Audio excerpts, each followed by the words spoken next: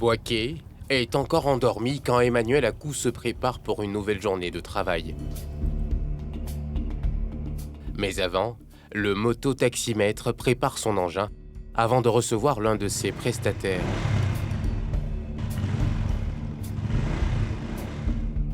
Bonjour, comment ça va? Ok, Dieu merci. En fait, si je t'appelais un peu tôt ce matin, là, c'est parce qu'il y a une course urgente avec un monsieur. Voilà, après avoir déposé les élèves, voilà, les travailleurs, à partir de 9h, voilà, tu vas le rejoindre, je vais te laisser le contact tout à l'heure. Voilà, donc tu vas l'appeler, puis c'est monsieur Yeo, tu l'appelles, vous allez vous rencontrer à l'immeuble Kanga, là. Voilà, il va faire quelques courses avec toi, juste des courses de 30 minutes. Il y a 2 ans, cet étudiant en marketing a lancé Moto Taxi Express. Le concept d'Emmanuel, c'est un service de moto-course plus accessible. Il faut dire qu'aujourd'hui, il est un peu difficile à Boaké, surtout dans les quartiers un peu éloignés, d'emprunter un taxi. Pour emprunter un taxi, tu vas devoir marcher, atteindre le goudron bien avant d'avoir un taxi. Une moto également, pour t'avoir au quartier, sortir tôt le matin, il faut une moto qui est déjà venue déposer quelqu'un, emprunter la moto et repartir. C'est pas évident que cette moto-là, vous entendez sur le prix, pour qu'il puisse te prendre. Donc là, tu vas marcher encore. Moto Taxi Express vient pour combler cela. Pour satisfaire ses 21 clients, Emmanuel s'appuie sur des prestataires. Après le briefing matinal avec son équipe, il commence sa tournée de ramassage avec ses clients élèves.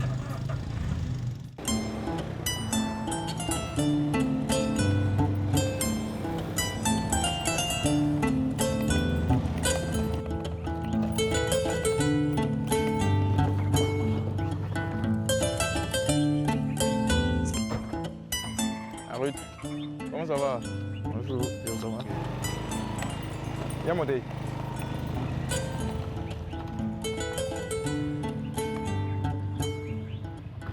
C'est bon? Ok, donc ça va. Le temps s'éclaircit. La moto d'Emmanuel traverse la ville entre arrêt et départ.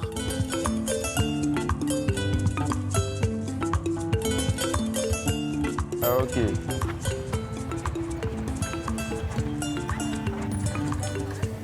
Voilà, bonne journée à vous. Vous avez un devoir aujourd'hui, non? Vous finissez à quelle heure là? 16h30. D'accord, donc à 17h00, c'est bon? Ok, donc 17h00. Ok, bonne journée. Né au lendemain de la guerre en 2002 dans les zones centre-nord et ouest, le mototaxi est en plein essor. Dans les cours des lycées et collèges, on assiste chaque matin à un déferlement des 2 roues, signe que la capitale du Béquet est maintenant réveillée. Mes parents ont découvert ce service sur les réseaux sociaux. Nous avons vu son affiche, donc mes parents lui ont fait appel pour pouvoir m'envoyer à l'école assez vite. Ça se passe bien avec eux, ça se passe bien. Le service est rapide en fait, on vient tellement vite à l'école. Ok, avec les taxis, il y a des arrêts, donc souvent on vient en retard. Un taxi moto, lui, il fait directement. Un taxi, là, lui, il va aller se promener. Donc c'est plus prudent de prendre un taxi moto. Agile, rapide, disponible, les mototaxis permettent de se déplacer partout. Dans une circulation de plus en plus dense, Emmanuel doit encore assurer le convoyage de ses clients travailleurs. Ça me plaît, le métier nourrit son homme, hein. Voilà, pas le sous-métier, donc on fait avec. Dans un marché du transport en constante évolution, les mototaxis représentent 80% des transports en commun dans la 2e ville du pays. Dans cet espace concurrentiel, Emmanuel offre plus de flexibilité à ses clients. Je le paie par semaine. Je fais la couture. Vous voyez, souvent, tu n'as pas l'argent sur toi. Donc, je le prends chaque semaine. Je lui donne 3 000. Il roule bien, il est compréhensif. En tout cas, il est bien. Je préfère lui. Ça veut dire que souvent même vous êtes en retard et puis attendre. Oui, il attend. Comme aujourd'hui, comme ça. En temps normal, c'est depuis 7h20. Mais il m'a appelé, je lui ai dit non de patienter un peu. Actuellement, il est 7h40. Donc c'est un peu ça. En tout cas, je l'entends. Ce business lui rapporte entre 75 000 et 100 000 francs CFA par mois. La première partie de sa journée est terminée. L'étudiant rejoint les mototaxis ordinaires pour espérer un revenu supplémentaire.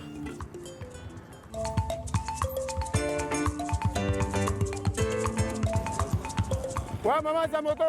Ce matin, c'est au petit marché d'Air France que Drissa a choisi de se positionner.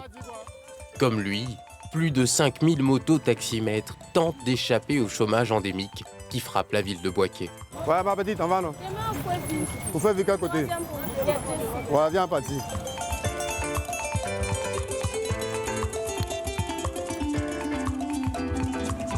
Drissa s'élance, une dizaine de minutes sur le bitume, et il s'enfonce dans le quartier. Après plusieurs détours, il ramène sa cliente à bon port. D'abord contractuel, Drissa a réussi à s'acheter sa propre moto, ce qui lui permet de réaliser de meilleures recettes journalières. Si c'est pour toi-même la moto, si tu es toi-même propriétaire de la moto, là, tu t'en sors facilement par rapport à ceux qui veulent faire recette. La recette, c'est 2 000. Non, maintenant, c'est 10 000 la semaine, au lieu de 12 000. Après les 2 000, ce que tu gagnes, c'est pour toi. Ça enlève ton prix d'essence, la recette, le reste, c'est pour toi. Être moto-taxi, ce n'est pas seulement avoir une Scania 10. Drissa a dû remplir plusieurs conditions. J'ai tous mes papiers, j'ai le permis, l'assurance, la carte grise, la vignette, tout. J'ai mon châssis, j'ai mon casque, ma moto a son rétroviseur. Je suis tranquille, il n'y a pas de problème avec quelqu'un. Et tu gagnes bien ta vie. Et je gagne bien ma vie. Je n'envie personne. Est-ce que tu te considères un peu comme le roi de Boaké? Oui, oui. Je me considère comme le roi de Boaké parce que les mototaxis sont les rois de Boaké. Ouais, Boaké appartient aux mototaxis. Le roi de Boaké a beaucoup de chance. Il ne reviendra pas seul à sa gare. Il multipliera ses allées et venues toute la journée. Qu'à cela ne tienne, la moto-taxi, c'est toute sa vie. Maman, grâce à la moto-taxi, j'ai des motos que d'autres personnes roulent aussi pour moi. C'est dans la moto-taxi, je me suis marié. Dans la moto-taxi, j'ai perdu ma télé, mon DVD, mon ventilateur, mon matelas. En tout cas, tout ce qu'il y a dans ma maison, c'est moto-taxi. Ouais, la vieille moto. Moto la vieille. En paille, et tout moi. À Boaké, certains s'improvisent moto-taxi. C'est le cas d'Herman. La stratégie du jeune homme, c'est d'aller au contact des clients pour ne pas se faire repérer. C'est où? Ouais, c'est où ça? Agbansou. Agbansou. Quoi? C'est quoi Agbansou? C'est sur des trucs là. Ce métier là, c'est 500. C'est ça non? C'est quoi là-bas? Ma tente là, ça au bord de la route, à ta main gauche. C'est 500. On va là-bas. Le blé est dedans là-bas. Ma moto est là-bas. Sa moto est une Scania 16, un modèle non homologué pour exercer comme mototaxi. Mais vous, est-ce que vous êtes un taxi-moto? Non. Mais vous faites quoi? Bon, je prends ça pour me débrouiller un peu, pour nourrir ma famille un peu, et moi et mes frères. Ma moto n'est pas moto-taxi en tant que tel. Donc les gars ne comprennent pas moto-taxi. Voilà pour laquelle raison, bon, je me cache un peu pour pouvoir manger un Donc peu. c'est ce qui fait de toi, tu vas chercher quelqu'un. Les clients dans le marché pour pouvoir nourrir ma famille un peu. Sans permis, sans casque pour lui, ni pour sa cliente, Herman fend l'air. La pratique est courante chez les taxis-motos de Boaké. Ce qui compte ici et maintenant, c'est le business. Pour le reste, seul Dieu veille. C'était un jour de marché pour nous, donc on a pris l'occasion vraiment de rouler fort. Demain, c'est l'autre quartier. Donc on dit vraiment, par grâce de Dieu, ça a bien marché. Je suis content un peu. Le papier qui me manque actuellement, c'est le permis. On a la moto, elle est le complet. Les indélicats chauffeurs comme Herman sont désormais la cible de la brigade du syndicat des mototaxis de Boaké. Dans la cour du service technique de la mairie, la brigade se réunit pour faire un point de ses activités. L'année 2020 a fini, on a travaillé, on a des points à faire. Et bon, ce que nous avons réussi l'année passée et les objectifs que nous avons pour cette année. Dieu merci, l'année, il y a au moins 50% des mototaxis qui ont commencé à porter déjà les gilets. Voilà, il y a beaucoup aussi, on a fait les permis de conduire. Voilà, mais ce que j'ai constaté qui n'est pas bien, c'est qu'il y a beaucoup qui ne portent pas les casques et qui ne portent pas les rétroviseurs sur les motos. Ce matin, la brigade décide d'organiser l'une de ces opérations pour débusquer les chauffeurs hors la loi. Direction, le carrefour du marché de Air France.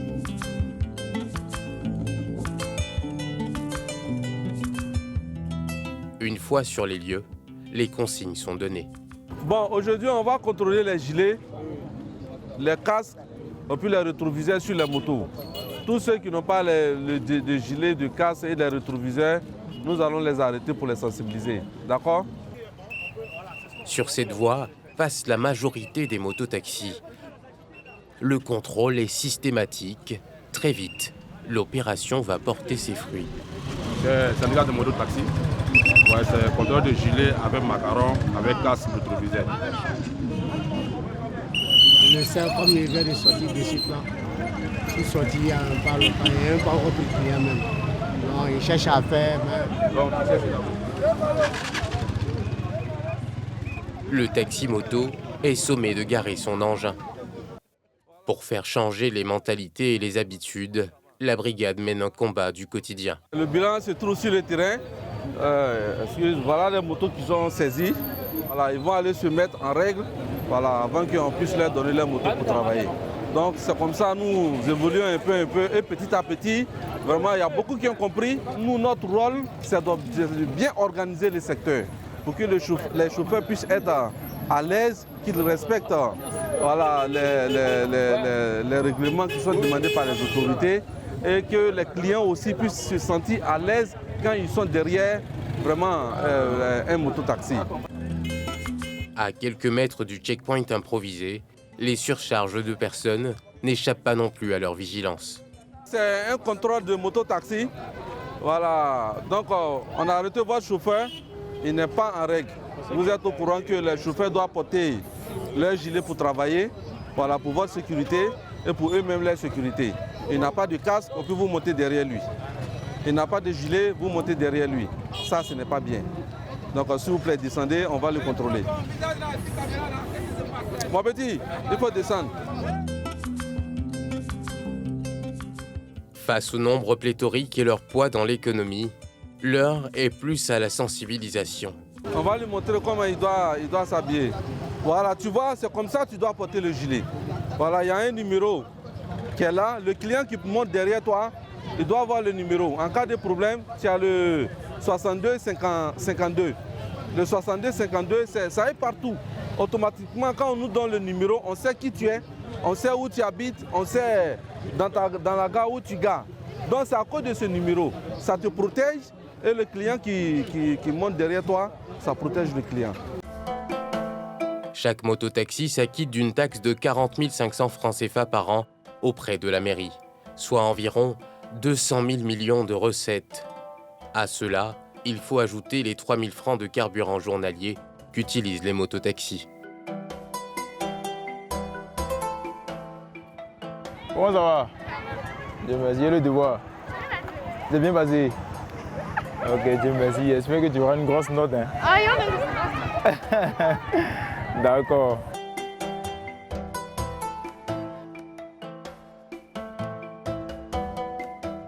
Le soleil se couche sur Boaké. Emmanuel est déjà en route pour amener ses différents clients chez eux. Les idées plein la tête, Emmanuel rêve grand pour son business de taxi-moto. Nous entrevoyons conquérir les 30% de la part du marché, vu que le domaine des mototaxis aujourd'hui à Boaké est vraiment fructifieux, ça remporte vraiment beaucoup. Il faut vraiment s'y donner et prendre au sérieux ce que nous faisons. La profession de taxi-moto tire à merveille son épingle du jeu, attirant chaque année de plus en plus de nouveaux conducteurs. D'ici 5 ans, Boaké en comptera 8000. La bataille de l'espace s'annonce rude entre les rois de Boaké.